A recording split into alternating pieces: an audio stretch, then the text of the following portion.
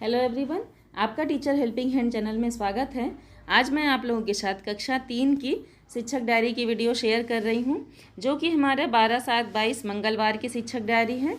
देख सकते हैं आप यहाँ 12/7/22 मंगलवार कक्षा 3 मैंने लिखा है। अब विषय में है हमारी पंखुड़ी। पंखुड़ी के अंतर्गत पाठ 2 मुर्गा और लोमड़ी, ये मैंने चुना है। मैं यहाँ बता दूँ अपने शिक्षक साथियों को कि देखिए, हम लोगों ने अप्रैल से हमारा सेशन स्टार्ट हुआ, हम लोगों ने अपने बच्चों को पढ़ाया। अप्रैल और मई हम लोगों ने पढ़ाया, फिर 16 जून से हमारा विद्यालय खुला। तो हमारे शिक्षक साथियों के मन में कोई भी कन्फ्यूज़न, कोई भी डाउट ना हो, इसलिए मैं आप लोगों को क्लियर सब कुछ कर देती हूँ। तो अभी क्या है कि हमारे जुलाई में हम लोगों ने, जून से हम लोगों ने स्कूल चलो अभियान के अंतर्गत बहुत कुछ मेहनत किया, अपने बच्चों को भी लिया। काफ़ी बच्चे हैं हमारे जो अभी एडमिशन कराए हैं, जुलाई में एडमिशन कराए हैं या मई लास्ट में एडमिशन कराया गया था।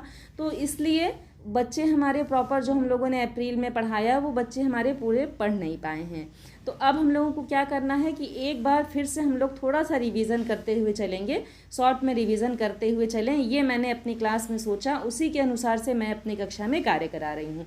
मुझे ऐसा है, मैं ऐसा सोच रही हूँ कि सभी शिक्षक साथियों के साथ यही प्रॉब्लम आ रही होगी। सभी के यहाँ नए एडमिशन्स हुए होंगे और कुछ बच्चे नए, कुछ बच्चे पुराने हैं। तो हम लोग एक साथ सबको करते हुए लेते हुए चलेंगे। तो उसी क्रम में मैंने पहले पाठ 1 यानी प्रार्थना कविता की पुनरावृत्ति कराई थी। अब पाठ 2 मुर्गा और लोमड़ी पर आए हैं हम लोग। इस पर हम लोग संक्षिप्त चर्चा करेंगे, बच्चों को कहानी पढ़ा करके, उसके बाद बच्चों प्रश्न उत्तर करा करके, बच्चों से बातचीत करके हम लोग संक्षिप्त चर्चा करते हुए अपने सिलेबस पर आगे चलेंगे। तो पंखुड़ी के अंतर्गत पाठ 2 मुर्गा और लोमड़ी है, जिसका लर्निंग आउटकम है कि बच्चे कहानी को अपने शब्दों में सुना लेते हैं।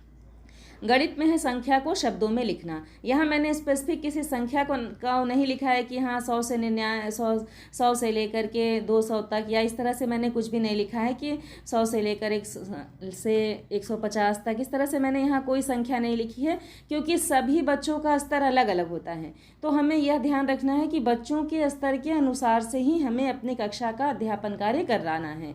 तो जो भी आपके बच्चों का, जहाँ बच्चों को प्रॉब्लम हो, हम लोग थोड़ा सा मेहनत करें, अलग अलग बच्चों को डिवाइड करके उन बच्चों को उनके स्तर के अनुसार से अगर पढ़ाएं तो बहुत अच्छा रिजल्ट आपको सामने में देखने को मिलेगा।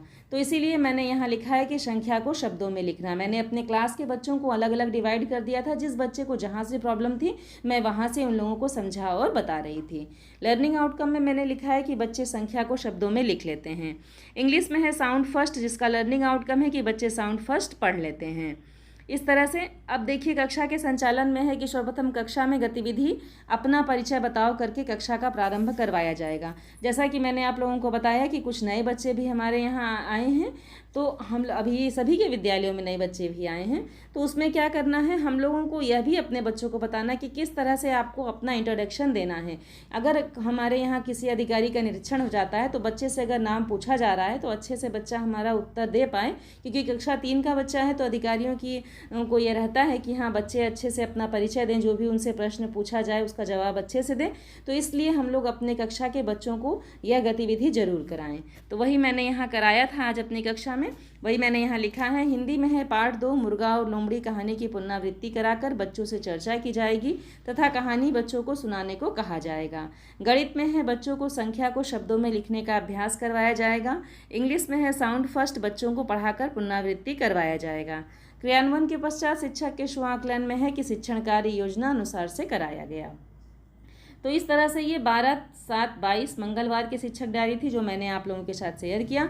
कहीं भी किसी कन्फ्यूज़न के लिए आप कमेंट सेक्शन में लिखें। Thank you.